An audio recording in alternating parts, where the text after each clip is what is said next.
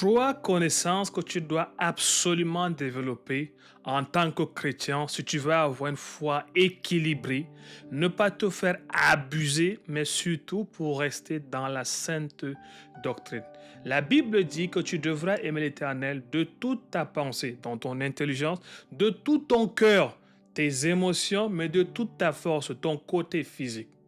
Au fil des siècles et des années, on a réussi à aimer Dieu avec nos émotions, avec notre physique, mais on n'a pas su intégrer la dimension intellectuelle dans la foi chrétienne. Ce qui fait qu'aujourd'hui, beaucoup ont une foi chrétienne fondée sur de justes traditions, une foi chrétienne aveugle. On croit pour croire, mais on ne peut pas expliquer l'objet de notre foi. Trois connaissances à développer.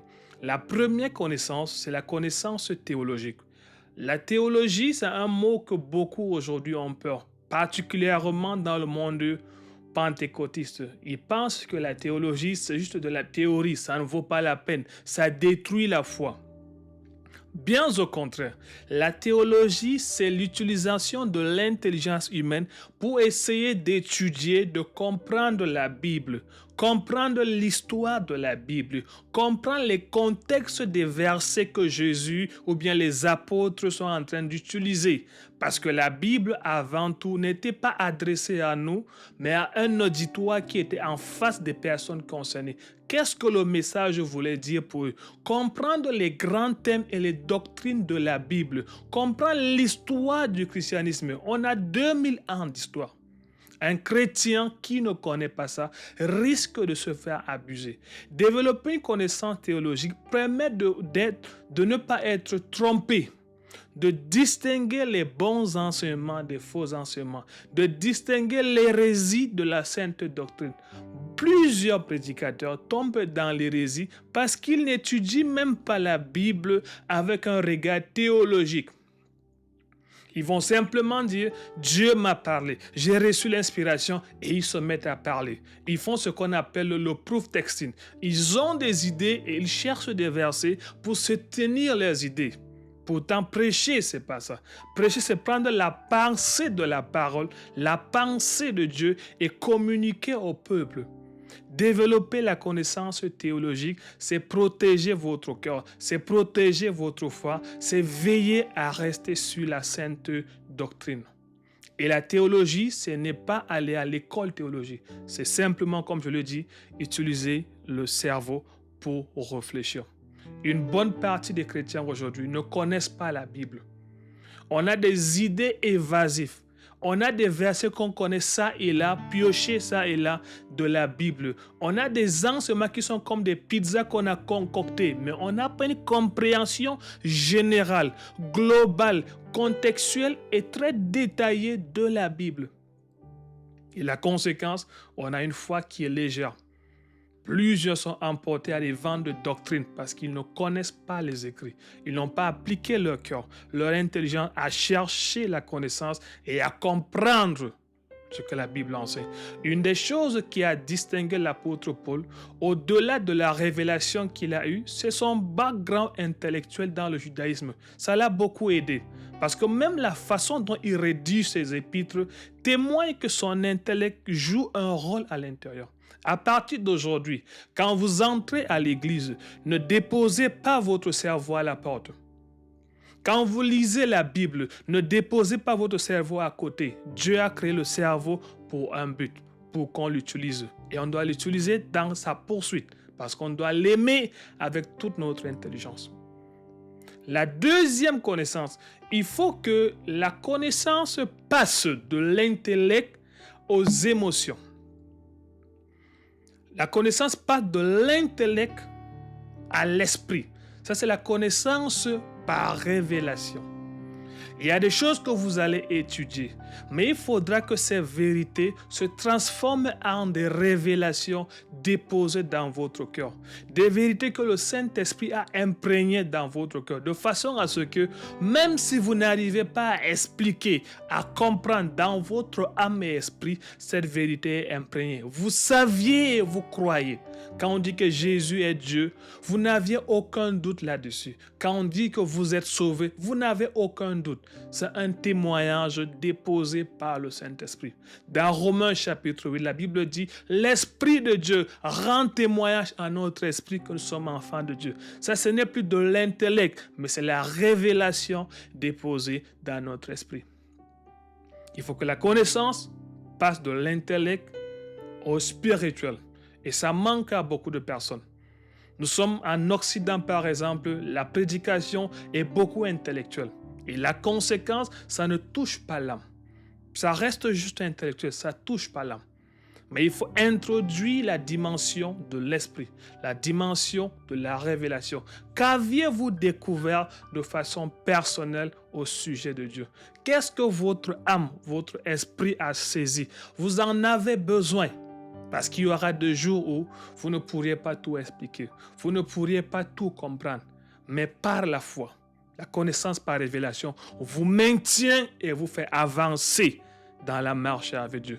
La troisième connaissance à avoir, c'est la connaissance par expérience. L'expérience est très importante. Il va y avoir des moments de votre vie où intellectuellement rien ne fait de sens. Et au niveau spirituel, vous aurez l'impression que Dieu vous a abandonné, qu'il ne vous parle plus. Mais regardant en arrière, ce qu'il a déjà fait dans votre vie, la marche que vous avez déjà eue avec lui, vous dites non, le Seigneur m'a amené jusqu'ici, c'est pas pour m'abandonner. C'est un Dieu fidèle. Il a déjà fait tel. Il a déjà fait tel dans ma vie. Et cette fois-ci, je veux lui faire confiance et je veux avancer. La connaissance expérimentale. Si vous aviez simplement la connaissance théologique, sans la révélation, ce n'est que de la philosophie. Et la philosophie ne change pas de gens. Si vous aviez simplement la connaissance supposément révélationnelle, sans la connaissance théologique ou expérimentale, ça donne naissance à des hérésies, des sectes et des dérives. Parce qu'il faut que la connaissance que vous aviez par révélation, les intuitions que vous aviez dans votre esprit, vous puissiez l'aligner à la Bible, à dire, est-ce que ce que je reçois, ce que je perçois dans mon esprit, ce que je reçois dans mon âme, est-ce que cela s'aligne avec la Bible? L'apôtre Paul disait dans Galates chapitre 1, si quelqu'un ou un ange venait du ciel et vous annonçait autre chose que ce que nous, on vous a prêché, qu'il soit anathème.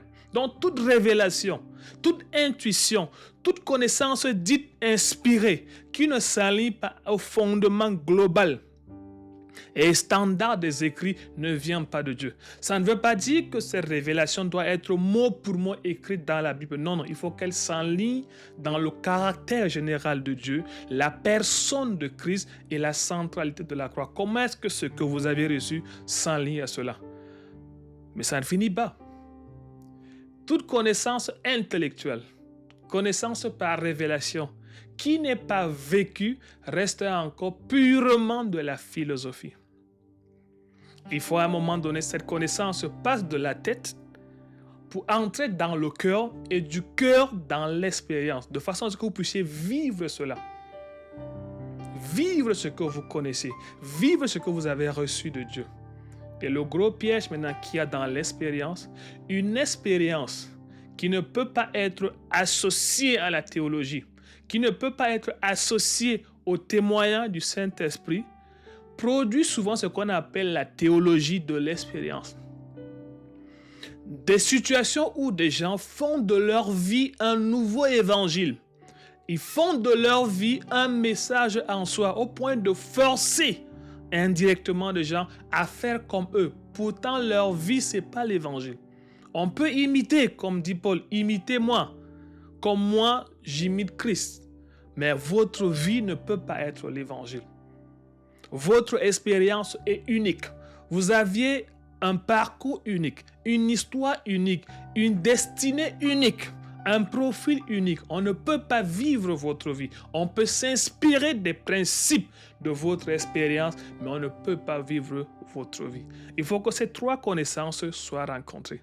La connaissance théologique, il faut la développer. Je veux faire tout un enseignement là-dessus, comment développer la connaissance théologique au travers de l'étude de la Bible et des bons livres chrétiens.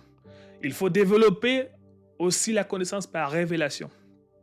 Disposez votre cœur pour que le Saint-Esprit dépose en vous des vérités que rien ne peut enlever. Mais il faut le troisième, la connaissance par expérience. Vous efforçant, comme disait Paul à Timothée, à vous présenter comme un homme éprouvé, une femme éprouvée, qui se donne en entier pour vivre la parole de Dieu. Aviez-vous ces trois connaissances? Aviez-vous? Êtes-vous un étudiant acharné de la Bible pour développer la connaissance? Le mot disciple dans la Bible que nous utilisons, c'est le mot matateo, qui signifie un étudiant. Être disciple, c'est être un étudiant de Jésus, un étudiant des écrits, où on transmet la connaissance et cette connaissance transforme la vie. Avez-vous un cœur disposé pour que le Saint-Esprit vous parle, pour déposer des vérités? Et la troisième question, est-ce que vous vous efforcez à vivre les écrits? L'apôtre Jacques disait, ne soyez pas des auditeurs oublieux. Ne soyez pas des auditeurs oublieux, mais appliquez-vous à la parole. Ne partez plus simplement à l'église pour remplir votre tête de connaissances. Ne soyez plus à l'afflux de la nouvelle révélation, de la nouvelle connaissance, mais dites-vous, Seigneur, donne-moi à vivre le peu que je sais déjà. Donne-moi à expérimenter le peu que je sais déjà. Donne-moi à incarner dans mon quotidien, dans les affaires de ma vie, dans ma famille, dans mon ministère, dans mon travail, le peu que je sais déjà de toi. Aviez-vous ces trois connaissances? Ou bien est-ce qu'il y a une de ces connaissances qui vous manque? Si oui, que faites-vous pour la combler? Laissez en commentaire votre réponse. Il me fera plaisir de lire et de vous encourager. Si tu as été béni, que le Seigneur te bénisse davantage et ne garde pas ce secret des trois connaissances pour toi seul. Aime la vidéo, partage à quelqu'un. Et si tu as une autre connaissance que tu estimes qu'il faut intégrer, n'hésite pas à mettre en commentaire. Que le Seigneur te bénisse et qu'il te donne la grâce d'avoir ces trois connaissances pour que ta foi soit équilibrée. Et je le dis vraiment avec beaucoup d'humilité. Le monde évangélique aujourd'hui et le monde pentecôtiste devraient absolument travailler pour qu'on revienne à ce modèle. Développer les trois connaissances, surtout les pentecôtistes. On est beaucoup dans le spirituel et souvent dans la théologie de l'expérience fondée sur la vie du fondateur. Mais on est éloigné de la théologie, on est éloigné de la Bible. La conséquence, on a des hérésies qui sont enseignées, des dérives qui naissent et Dieu n'est plus au milieu de nous. Et par-dessus tout, les vies ne sont plus transformées. Que le Seigneur nous préserve, que le Seigneur vous préserve, qu'il nous donne la grâce d'avoir ces trois connaissances pour sa gloire. Qu'il vous bénisse. Rendez-vous à la prochaine.